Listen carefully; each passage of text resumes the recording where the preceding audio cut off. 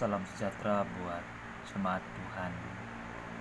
Mari kita lihat di dalam Kisah Para Rasul pasal yang keempat ayat 31.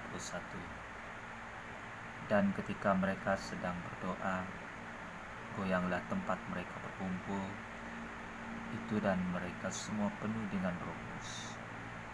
Lalu mereka memberitakan firman Allah dengan berani.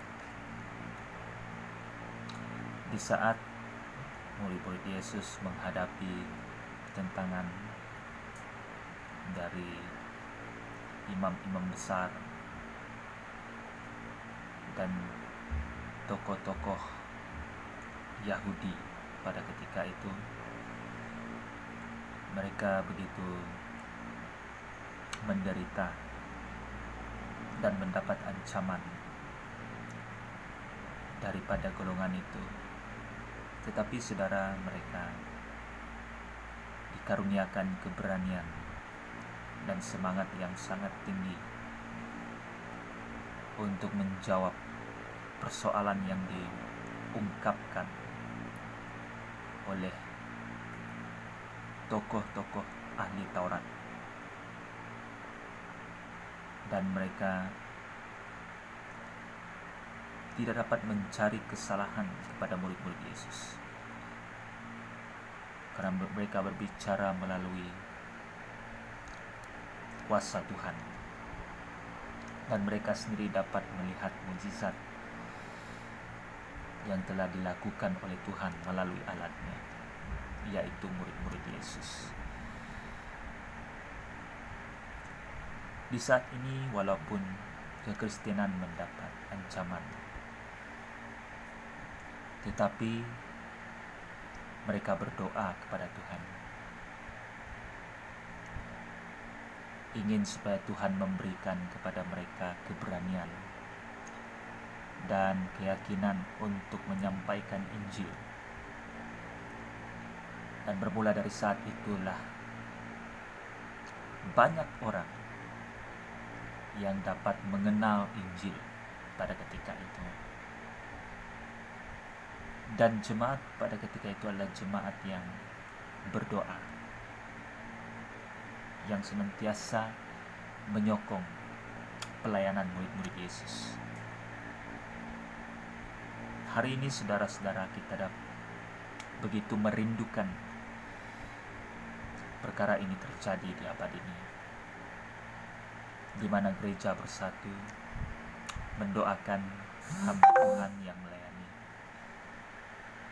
walaupun menghadapi banyak ancaman dari luar. Satu hal yang perlu kita ingat adalah, walaupun ancaman itu nampaknya seperti menekan, tetapi Tuhan tidak membiarkan kita menghadapi suatu cabaran yang melebihi iman. Tuhan senantiasa menyertai kita, asalkan saja kita berdoa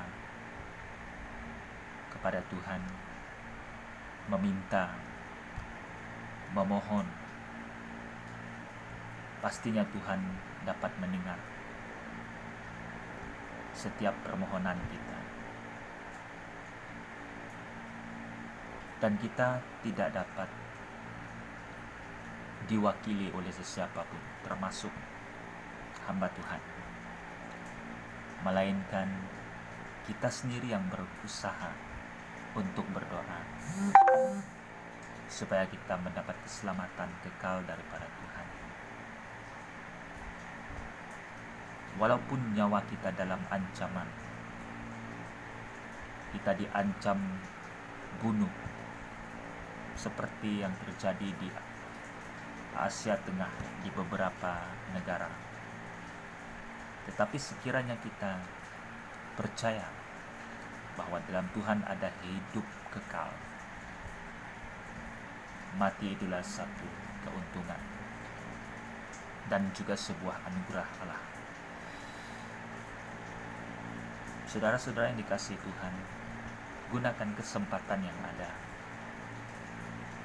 untuk memberitakan tentang Injil. Ceritakan siapakah Tuhan. kepada banyak orang, supaya mereka dapat mendengar. Walaupun ada di antara mereka nampaknya kurang senang, tetapi yang penting bagi kita adalah keberanian dan keyakinan terhadap Yesus. Inilah firman Tuhan yang menjadi pedoman bagi kita, supaya kita terus-menerus dapat mengalami kebaikan Tuhan. Semoga Tuhan memberkati.